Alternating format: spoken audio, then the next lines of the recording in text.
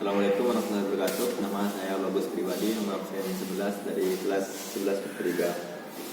Assalamualaikum warahmatullahi wabarakatuh. Assalamualaikum warahmatullahi wabarakatuh. Dalam penugasan yang diberikan oleh Bapak Hendra mengenai sejarah perjalanan uang sebelum dan sesudah kemerdekaan Indonesia, kami di sini akan mewawancarai Kak Salman Al-Rashid selaku pemilik Museum Uang Dunia mengenai sejarah uang koin kertas uang koin yang ada di Indonesia. Oke, dalam rangka penugasan yang diberikan oleh Bapak Hendratno, penugasan sejarah mata uang koin, saya di sini akan menjelaskan 4 jenis mata uang koin yang dipergunakan sebelum dan sesudah kemerdekaan Indonesia. Seperti yang kalian ketahui bahwasanya Jepang datang ke Netherlands East Indies 11 Januari 1942 dan berhasil melalui Tarakan, Kalimantan Timur dan diteruskan ke Maluku, Jawa, Sumatera, Kalimantan dan berhasil menduduki seluruh wilayah Netherlands East Indies dari tangan Belanda itu tanggal 8 Maret 1942. Dikala Jepang berhasil menduduki Indonesia, mengakibatkan Belanda takluk dan mundur. Mundurnya kemana? Mereka mengungsi atas bantuan Amerika Serikat ke Australia. Di Australia, mereka dibantu Amerika Serikat untuk mencetak mata uang koin untuk negara kita, atau waktu itu bernama Netherlands East Indies. Kenapa? Karena mereka masih yakin walaupun negara atau wilayah Netherlands East Indies dipegang oleh Jepang, mereka masih yakin wilayah tersebut bisa direbut kembali oleh Belanda. Itu sebabnya mereka meminta bantuan ke Amerika Serikat untuk mencetak mata uang koin untuk kita. Di Amerika Serikat, mereka mengkontrak atau mengajak kerjasama 3 pabrik percetakan terbesar di Amerika Serikat. Moon Van Denver atau percetakan Denver, Moon Van Philadelphia atau Philadelphia, percetakan Philadelphia, dan Moon Van San Francisco atau percetakan San Francisco. Ada beberapa pecahan yang dicetak, mungkin bisa zoom lebih dekat. Ini contoh mata uang koin tembaga dengan nominal setengah sen. Ini yang dicetak di Amerika Serikat, ya, pecahan setengah sen.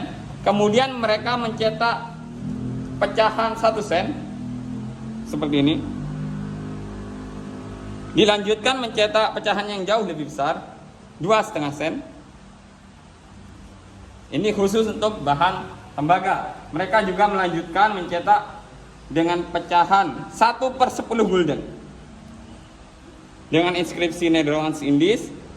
1/10 gulden berapa, Kak? 1/10 gulden itu sama dengan 10 sen. Kemudian mereka melanjutkan mencetak pecahan yang lebih besar, yaitu 1/4 gulden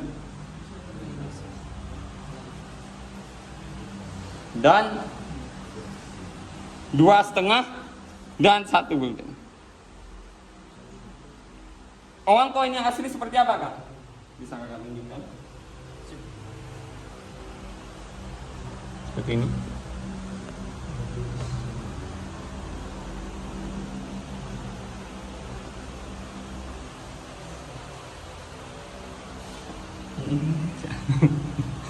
Yang ini.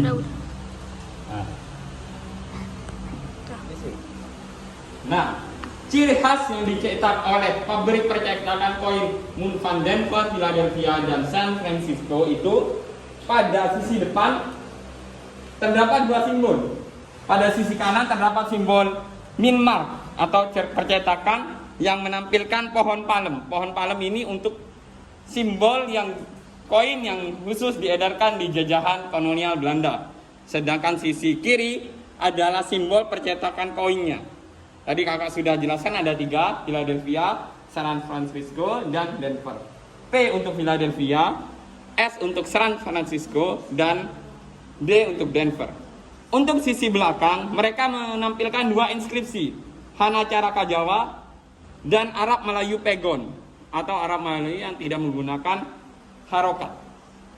Kenapa, Kak, mereka menampilkan ini? Padahal mereka di pihak kolonial Belanda dan dicetak di Amerika. Karena pribumi kita itu tidak semuanya itu bersekolah secara formal. Jadi mereka tidak terlalu paham untuk membaca inskripsi dengan bahasa Latin.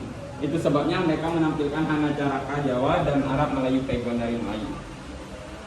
Itu adalah uang koin yang dicetak oleh pabrik percetakan uang koin di Amerika Serikat. Kemudian kita akan lanjut mata uang koin yang dicetak langsung di pabrik percetakan koin Osaka, Jepang. Seperti yang kalian ketahui, Indonesia atau Netherlands Oost-Indies diduduki oleh Jepang 8 Maret 1942. Di masa itu, Jepang mencetak uang koin untuk wilayah kita. Langsung di percetakan uang koin Osaka, Jepang. Mereka mencetak 3 pecahan uang koin, pecahan 10 sen, pecahan 5 sen, dan pecahan 1 sen seperti ini. Yang semuanya menampilkan tahun cetak Harikoki. Harikoki itu apa, Kak? Tahun cetak Kekaisaran Jepang kala itu. Angka 2603 berarti tahun 1943, sedangkan angka tahun 2604 adalah cetakan tahun 1944. 3 uang koin yang kakak jelaskan tadi seluruhnya menampilkan wayang Arjuna. Bisa dilihat. Kenapa, Kak, mereka menampilkan wayang Arjuna? Padahal mereka dari kebudayaan Jepang, kolonial Jepang. Karena wayang Arjuna yang ditampilkan sebagai siasat tersembunyi atau siasat licik Jepang agar menarik perhatian masyarakat kita, agar percaya bahwasanya Jepang adalah penyelamat Indonesia atau Netherlands Oost-Indies dari jajahan barat. Seperti itu. Seperti yang 3 propaganda yang selalu diagung-agungkan mereka, 3A, Nippon Cahaya Asia, Nippon Pelindung Asia, dan Nippon Pemimpin Asia. Itu adalah siasat tersembunyi Jepang dengan menampilkan wayang Arjuna. Kemudian kita akan lanjut penggunaan mata uang koin yang dicetak setelah kemerdekaan Indonesia. Kita ketahui setelah Jepang menduduki ada 3 kejadian besar yang terjadi. Yaitu yang pertama itu pengoboman Hiroshima Nagasaki tanggal 6 dan tanggal 9 Januari 9 Agustus.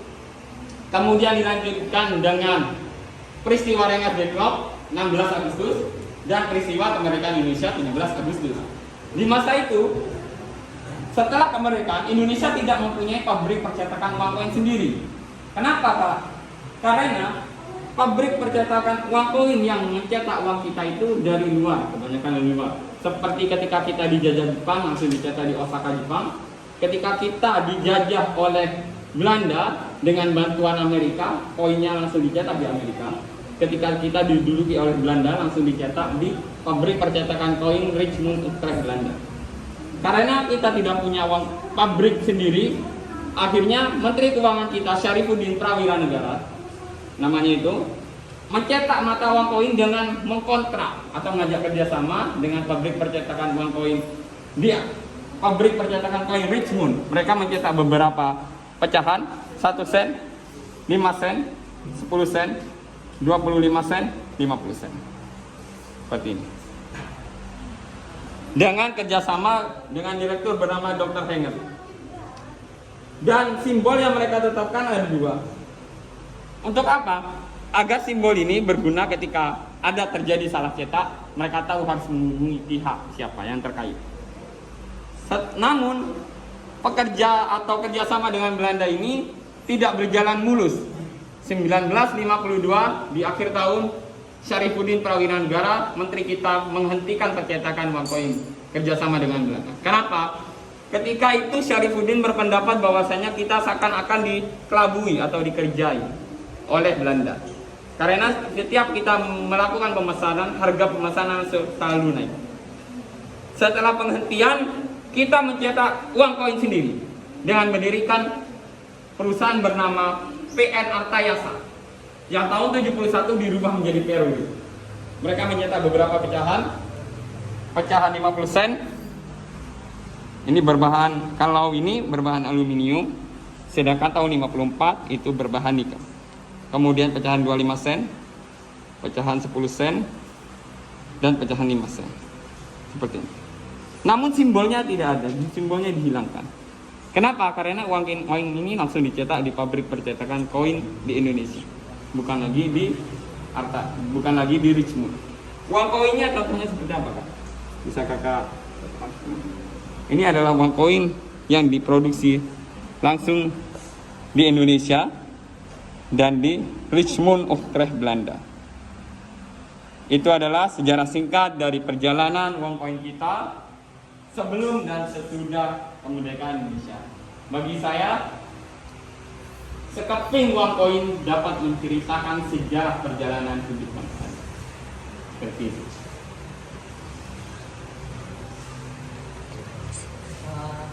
Jadi gini kak, waktu zaman menjajah Jepang kan Indonesia kan itu seperti bikin Jakarta. Kenapa Jepang nggak menyuruh rakyat Indonesia untuk membangun sebuah pabrik pencetakan koin di Indonesia saja? Kenapa harus di Jepang?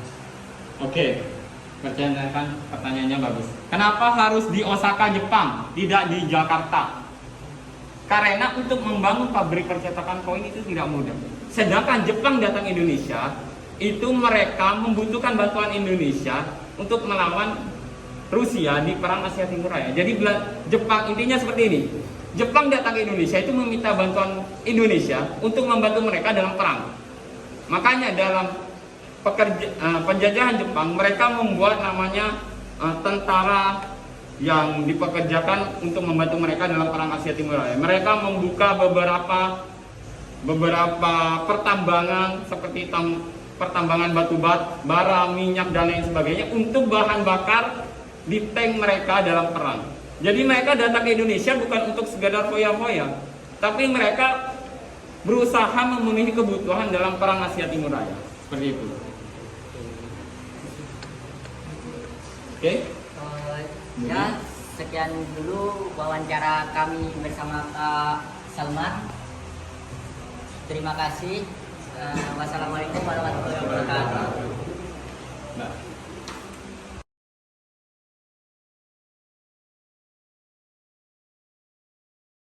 Jadi yang dapat saya simpulkan dari penjelasan Kak Salman Al-Rasyid bahwa perjalanan uang koin sebelum dan sesudah kemerdekaan Indonesia mengalami perjalanan yang sangat panjang. Dari uang koin yang dicetak di Amerika, lalu uang koin yang dicetak di Osaka, Jepang. Hingga Bapak Syarifuddin Prawira Negara melakukan kontak dengan pabrik percetakan Richmond supaya dapat mencetak uang koin. Hingga akhirnya Indonesia memutuskan untuk membuat pabrik percetakan sendiri bernama PT Artayasa. Sekian dari saya. Wassalamualaikum warahmatullahi wabarakatuh.